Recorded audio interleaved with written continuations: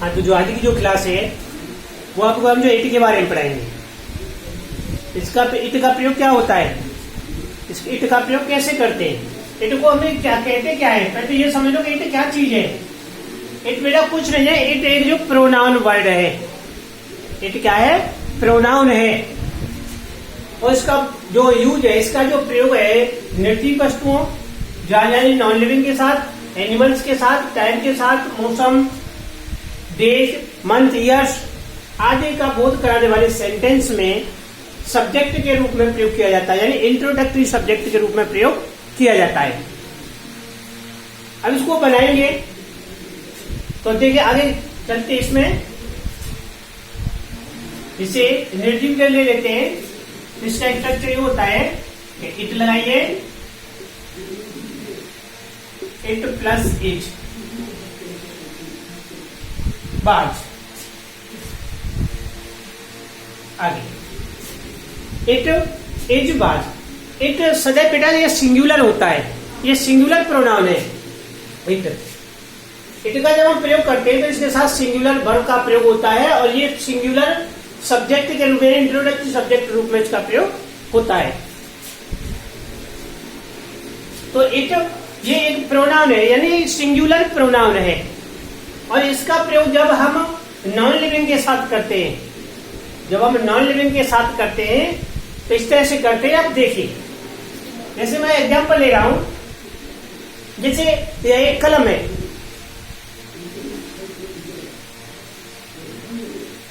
यह एक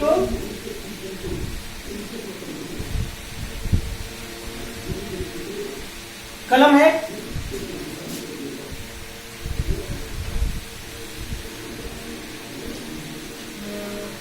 यह काला है, इस तरह से। अब इसमें ये दो फ्रेज हुए बेटा, ये एक कलम है, ये नॉन लिविंग है और यह काला है। तो इट का प्रयोग जब हम जो इंट्रोडक्टरी सब्जेक्ट रूप में करते हैं तो किस तरह से करते हैं बेटा, जैसे देखिए यह एक कलम है, इसको हम बनाएंगे this is a pen, this is a pen, यह एक कलम है। इससे अगले वाली जो फ्रेज है इसको बनाएंगे बेटा इट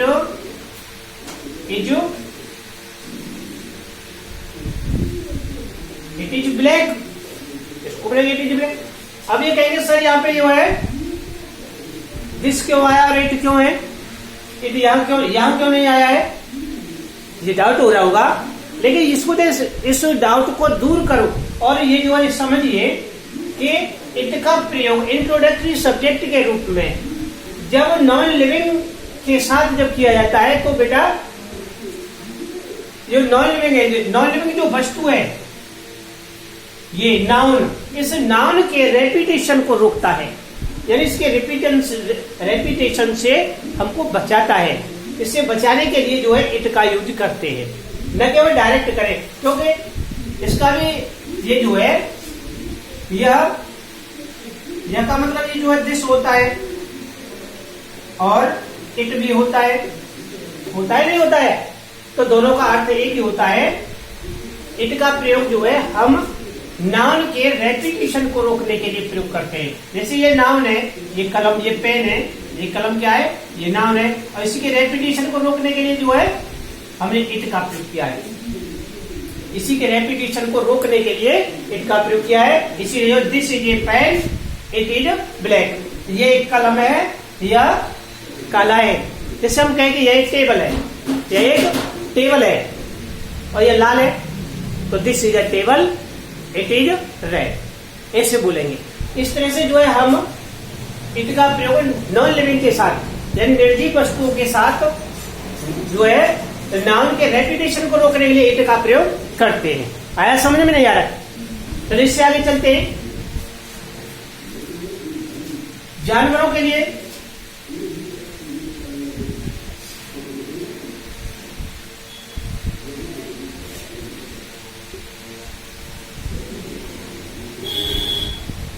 यह एक गाय है, यह काली है, यह गाय है, यह काली है। किसको बनाएंगे बेटा? दिस इज अ काव, दिस इज अ काव।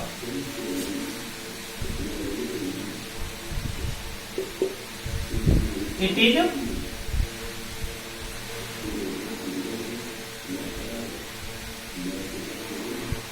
Is black. हमेशा ध्यान रखें नॉन लिविंग के साथ, और जो जानवरों के जो नाम आते हैं, जानवरों के लिए नाउन की रेपिटेशन को रोकने के लिए जो है हम इट का प्रयोग करते हैं। ठीक है, इस तरह से जो है हम इट का प्रयोग कर लेते हैं। अब आगे चलते हैं, एक स्ट्रक्चर और है, उस स्ट्रक्चर में जो है हम आपको बताएंगे कि जैसे इट प्लस इज बाद plus time day month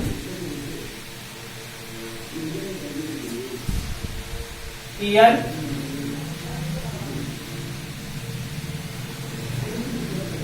event disaster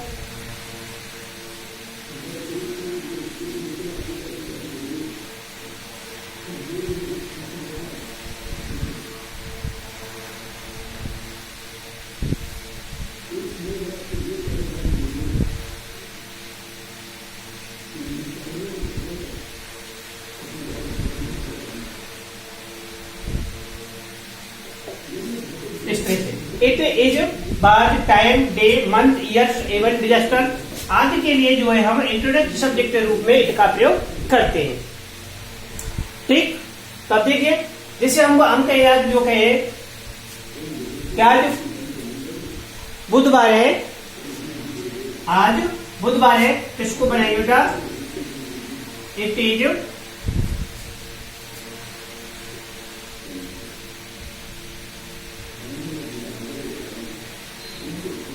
it is Wednesday, it is Wednesday.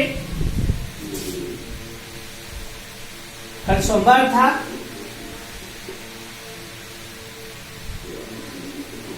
कल मंगलवार था, कल सोमवार था, कुछ भी लिख सकते हैं। तो इट वाज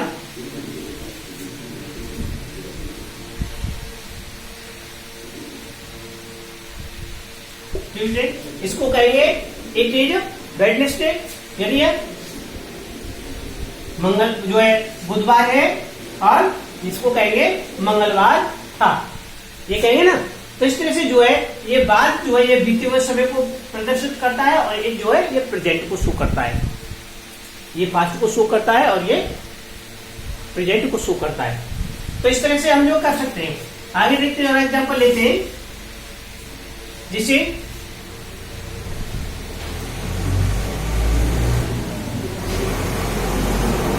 अप्रैल का महीना था, तो इट वाज अप्रैल, या हम इसको ऐसे भी लिख सकते हैं, इट वाज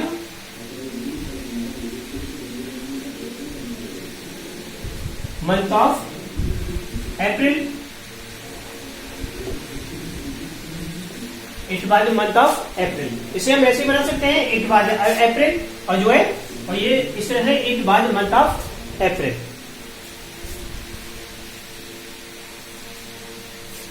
आगे चलते हैं, जैसे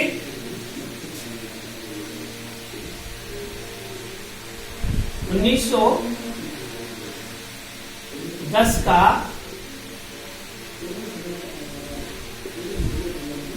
वर्ष था, इट वाज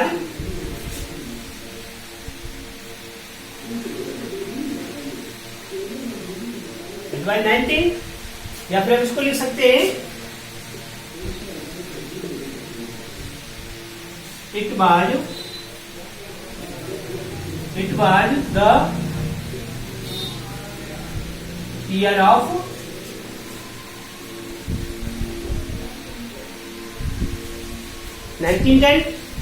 इस तरह से जो है हम जो है day month years even disaster के रूप में जो है हम कर सकते हैं। आगे देखते हैं।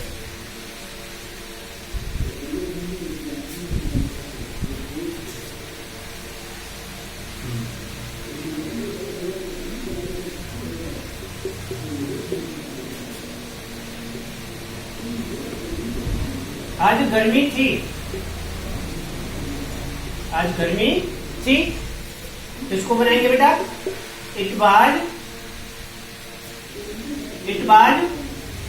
हॉट, आज गर्मी थी। इट वाज हॉट टूडे, इस तरह से जो आज गर्मी थी, इट वाज हॉट टूडे, इस तरह से जो है हम day month year even disaster, इस तरह से हम इट का यूज कर सकते हैं। आगे देखते हैं टाइम के लिए। पहले टाइम के बारे में आपको समझा दो एक भाई जो है, देखिए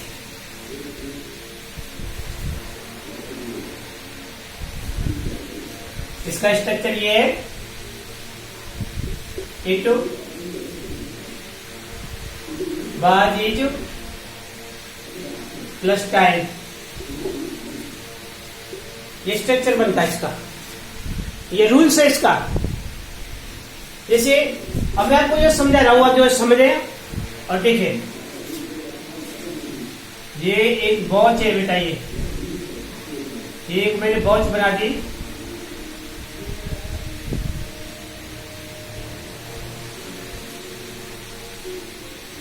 इस तरह से एक वॉच है, यानी ये घड़ी है। अब आप देखते हैं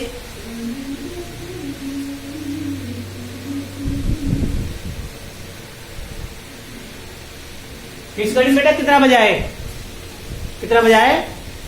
3 बजा है। इस वॉच में जो है 3 बजा है, हम लिखें कि जैसे 3 बजा है। जब ये जो सुई है, ये जो निडल है, ये जब इधर की तरफ चलेगी, तो समय ज्यादा होगा। जब समय ज्यादा होगा तो समय ज्यादा के लिए हम जो है पास्ट का प्रयोग करते हैं। किसका प्रयोग करते हैं? पास्ट। और जब ये सुई इधर हो तो समय कम होगा, तो कम के लिए हमको टू का प्रयोग करना होता है। टू का मतलब होता है कम और पास्ट का मतलब होता है अधिक। टू का मतलब होता है कम और इसको जो है ज्यादा। भाई जब सुई आगे जाएगी तो समय ज्यादा होगा और जब पीछे होगी तो समय कम होगा। तो ये ध्यान रखना है, जब ज्यादा समय होगा तो उसके लिए तो हमें पास्ट का प्रयोग करना है और कम होगा तो टू का प्रयोग करना है। ठीक, अब देखते हैं आगे, चलो।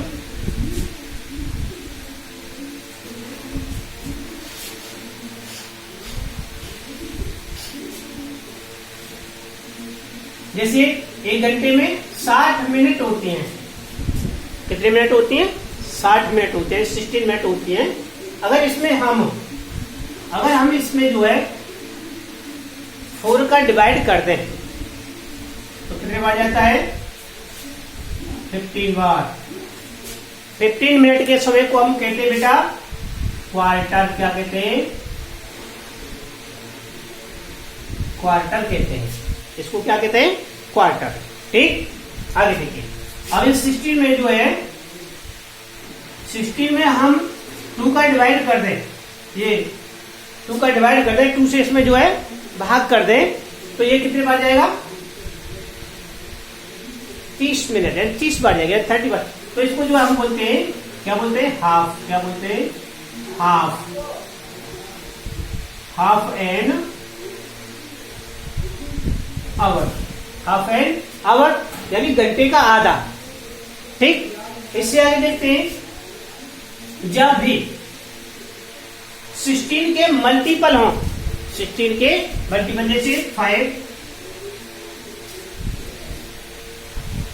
और 10, 15, 20, इस तरह से जो है 16 के मल्टीपल होते हैं। तो जब ये टाइम जो आ जाए, ये 15 जो 5, 10, 15, 20, 25, 30, 35, 40, 45, 50, ठीक, इस तरह का जो है जब समय आ जाता है तो हम इसके लिए क्या करते हैं बेटा, क्या करना चाहिए हम, इसके लिए हम जो है मिनट का प्रयोग नहीं करते हैं, इसके लिए मिनट का प्रयोग नहीं करते हैं। अगर ये 16 के मल्टीपल ना हो, जैसे 3, 7, 9 और इस तरह से हो, तो इसके साथ जो है हम मिनट लिख देते हैं, इसके साथ हम क्या लिख देते हैं, मिनट लिख देते हैं। अरे समझ, तो आगे देखते हैं। तो अब चलते हैं,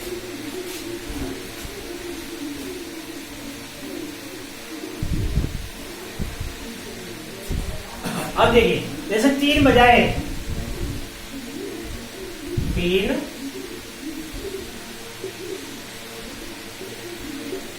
बजा है, 3 बजाए,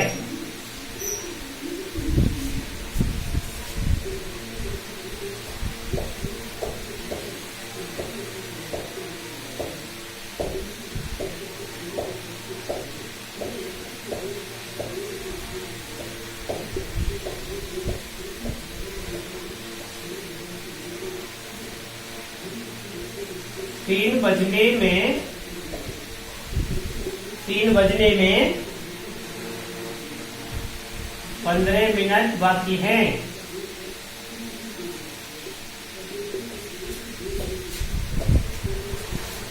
इस तरह के जब ये आ जाते हैं तो जो कैसे बनेंगे बेटा, 3 बजाए तो इट इज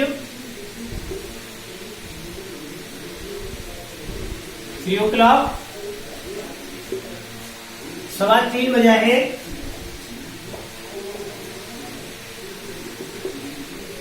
इट इज 3:15 बजा है, तो इट इज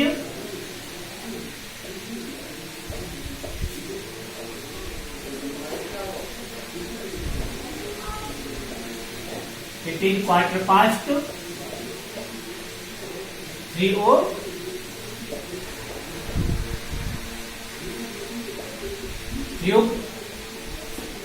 o'clock या 3 या 3 o'clock। अगर क्लॉक यानी ओ क्लॉक न लिखे तो मत लिखिए। तो ये जो है 3, 3:15, तो 3, ठीक है ना। इस तरह से आप बोल सकते हैं। अगर लिखना चाहें तो 3 o'clock। अगर आप जो है ओ क्लॉक न लिखे तो 3, केवल इतना कर रहे। इससे जो है 3:15, 3 o'clock, ऐसे 3 बजने में 15 मिनट बाकी है भाई, 15 मिनट बाकी है। जैसे 15 मिनट कम है 3 बजने में, जब 15 मिनट कम है तो कम के लिए हमें 2 का प्रयोग करना पड़ता है। जैसे यहाँ पे 3:15 बजा तो 3:15 जो है अधिक था, इसलिए हमने पास्ट का प्रयोग किया। और जो कम के लिए हमें किसका प्रयोग करना पड़ेगा, 2 का प्रयोग करना पड़ेगा। तो 2 का जो प्रयोग करेंगे तो कैसे पढ़ेंगे इसको, it is 2, it is 2:15, it is 2:15, 15,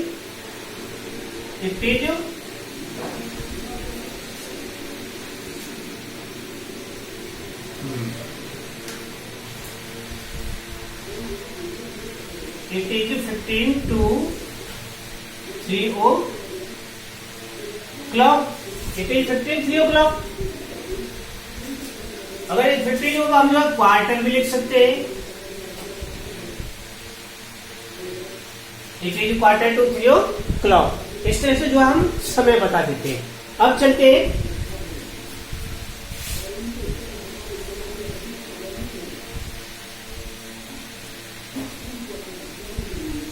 कुछ एग्जाम्पल्स लेते हैं।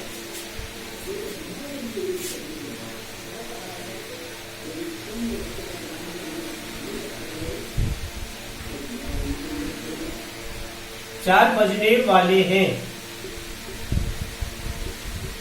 4 बजने वाले हैं।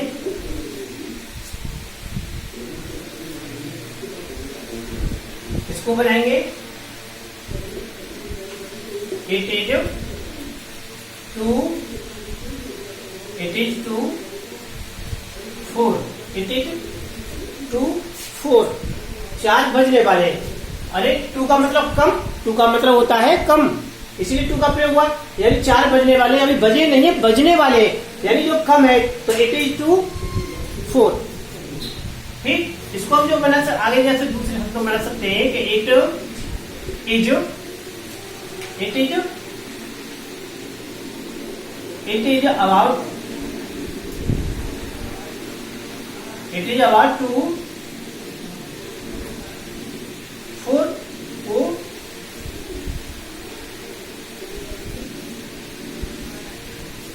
It is about to 4 o'clock. इस तरह बना सकते हैं और ऐसी भी बना सकते हैं।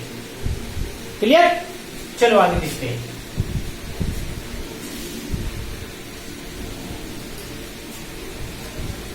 मैंने लिखा बेटा देखिए, आप जो बताएंगे इन दोनों में से कौन सा सही है। आपको जो मैं पढ़ा है तो आप बताएंगे कि इन दोनों में से कौन सा सही है।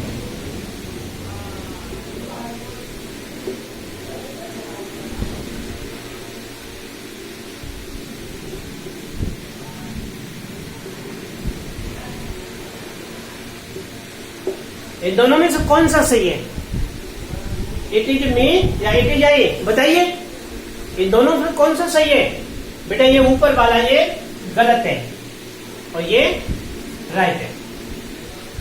आप कहेंगे कि सर इट इज मी, ऐसी तो बोलना बहुत इजी होता है, ये जो है गलत क्यों है, ये रॉन्ग क्यों है? इसीलिए होता है बेटा ये जो है कि हमेशा नाउन के साथ सब्जेक्टिव केस आता है। नाउन के साथ जो है ये इट, सॉरी नाम जो इट जो है प्रोनाउन है, तो इट के बाद में जो है सब्जेक्टिव केस का प्रयोग होता है, न कि ऑब्जेक्टिव केस। ये तो ऑब्जेक्टिव केस है, ऑब्जेक्टिव केस का प्रयोग नहीं होता है, सब्जेक्टिव केस का प्रयोग होता है। इसीलिए जो है इट इज आई, इसका अर्थ होता है मैं हूं, मैं हूं या मैं ही हूं, मैं ही हूं या मैं हूं, इसका अर्थ होता है। ठीक है, तो लिखिए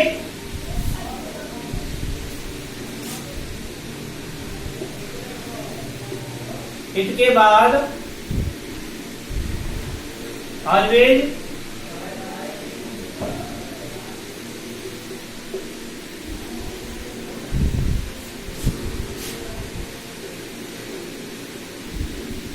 सब्जेक्टिव केस आता है, जिसे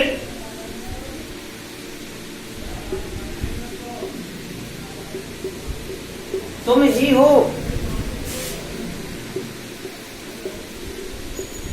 मैं ही हूं,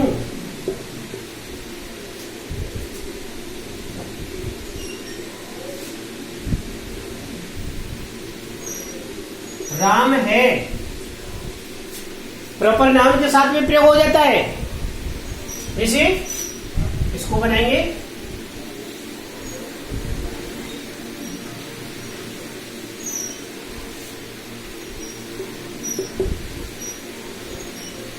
इट इज यू। आर नहीं लगेगा, नहीं जो है आर लगाते यू है, अक्सर बच्चे गलती कर जाते हैं। इसलिए जो है इट के साथ इट का ही प्रयोग होता है, क्योंकि इट सदैव सिंगुलर होता है और इंट्रोडक्टिव सब्जेक्ट रूप में इसका प्रयोग हो रहा है। और मैंने लिखा है कि इट के साथ ऑलवेज सब्जेक्टिव केस आता है, इसीलिए इट इज यू। ऐसे मैं ही हूं, it is I, it is I. Ram है, इट इज राम। प्रॉपर नाम के साथ भी हो जाता है इस तरह से, जैसे राम है तो इट इज राम। तो इस तरह से जो है हम इट का प्रयोग करते हैं। क्लियर?